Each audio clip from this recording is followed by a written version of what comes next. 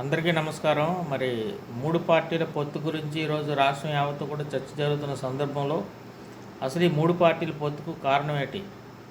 గతంలో కలిసి ఉండేవారే వీరందరూ కూడాను. తర్వాత 2019 ఎన్నికల్లో విడిపోవడం జరిగింది. మళ్ళీ 2024 ఎన్నికల్లో తిరిగి కలుసుకోవడం జరుగుతుంది. దానికి ప్రధానమైనటువంటి కారణం ఏంటంటే ముఖ్యంగా ఒత్తిడి పెంచడం. ఎవరు ఒత్తిడి పెంచారు అంటే రాష్ట్రానికి సంబంధించినటువంటి బీజేపీ క్యాడర్. బీజేపీ అధ్యక్షులను కూడా మార్చడానికి కూడా ప్రధానమైనటువంటి కారణం కూడా కలిసి పోటీ చేయాలనే ప్రతిపాదనతోనే రాష్ట్ర అధ్యక్షుడు సోము వీర్రాజు గారిని తొలగించి మరి పురంధేశ్వర్ గారికి అప్పగించడం జరిగింది.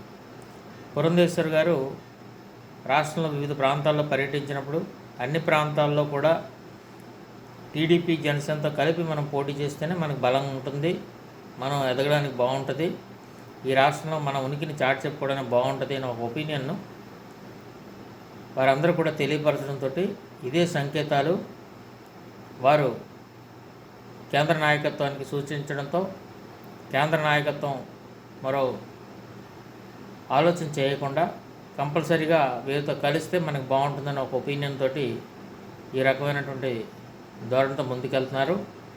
అయితే జనసేన బీజేపీ కలిసి పోటీ చేసి అధికారాన్ని చేజిక్కించుకోవాలని గతంలో ప్రయత్నించినప్పటికీ కూడా మరి ఆ బలం ఇంకా సరిపోదు.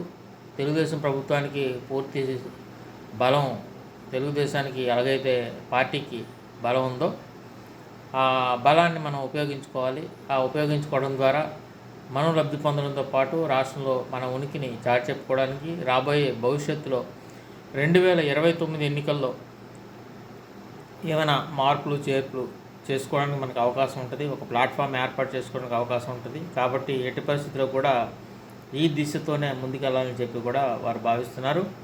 అదేవిధంగా పవన్ కళ్యాణ్ గారు కూడా వారు ఎంపీగానే పోటీ చేయడానికి చాలా వరకు ఇంట్రెస్ట్ చూపిస్తున్నారు. ఎందుకంటే కేంద్రంలో తన స్థాయిని మెరుగుపరుచుకోవడానికి, కేంద్రంలో తనకంటూ ఒక గుర్తింపును సంపాదించుకోవడానికి, కేంద్ర మంత్రిగా ఈ రాష్ట్రానికి ఎటువంటి బెనిఫిట్స్ రావాలనే అంశం మీద వారు కృషి చేయడానికి ఈ రకంగా రకరకాలైనటువంటి ప్లానింగ్స్తో వారు ముందుకెళ్తున్నారు. కాబట్టి ఇక్కడ వారు కూడా టీడీపీతో కలిస్తే బలం ఎక్కువ ఉంటుంది, వైసీపీ వ్యతిరేక ఓటు అంతా చీలిపోకుండా మన వైపే కలిసి ఉంటుంది అనే ఒక ఒపీనియన్ తోటి వారు కూడా ముందుకెళ్తున్నారు.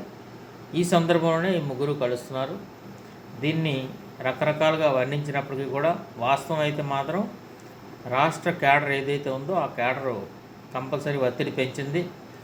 కార్యవర్గంలో ప్రతి ఒక్కరు కూడా టీడీపీ జనసేన బీజేపీ ఎలాగూ కలిసే ఉన్నాయి. మరి టీడీపీతో గతంలో ఏదైతే సయోధ్య ఉందో సయోధ్య ద్వారా అనేక సీట్లు సంపాదించినటువంటి ఘనత, అదేవిధంగా వైఎస్ విజయమ్మ మీద కూడా విజయం సాధించడానికి బీజేపీ అప్పటి అధ్యక్షులు అయినటువంటి ఖమ్మంపాటి హరిబాబు గారు కూడా మరి విశాఖపట్నంలో విజయమ్మ గారి మీద కూడా గెలుపొందడానికి అవకాశం అనేది వచ్చింది. అంటే దానికి టీడీపీతో చేయకల్పడమే. వీటన్నింటినీ దృష్టిలో ఉంచుకొని తిరిగి ఈ ముగ్గురు కూడా ఒకటై 2024లో ఎలాగైనా కూడా అధికారాన్ని చేజిక్కించుకోవాలనే ప్రయత్నంలో ఉన్నారు. అయితే బీజేపీకి రాష్ట్రంలో కొంతవరకు వ్యతిరేకత అనేది కనబడుతుంది.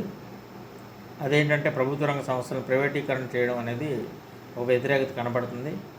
పెరిగిన ధరలు కూడా కొంత వ్యతిరేకత కనపరుస్తున్నప్పటికీ కూడా ఇటీవల అయోధ్యలోని రామాలయ నిర్మాణం పూర్తి చేసి దాన్ని ప్రారంభించుకోవడం కూడా జరిగిన సందర్భంలో ప్రజలు మళ్ళీ బీజేపీకే పట్టం కట్టడానికి ముందుకు వచ్చిన సందర్భంలో ఆ విషయాలన్నింటినీ పక్కన పెట్టి ప్రజల్లో ఉన్నటువంటి స్పందన ఏదైతే ఉందో ఆ స్పందనని మరింత మెరుగుపరచడానికి ఈ రకమైన ప్రయత్నం ఈ 3 పార్టీలు కలుస్తున్నట్టు మనకి స్పష్టమవుతుంది. ధన్యవాదాలు. మీకు ఈ వీడియో నచ్చితే తప్పకుండా సబ్స్క్రైబ్ చేయండి, షేర్ చేయండి. మీ సన్మూర్తి, రాజకీయ సామాజిక విశ్లేషకుడు. ధన్యవాదాలు.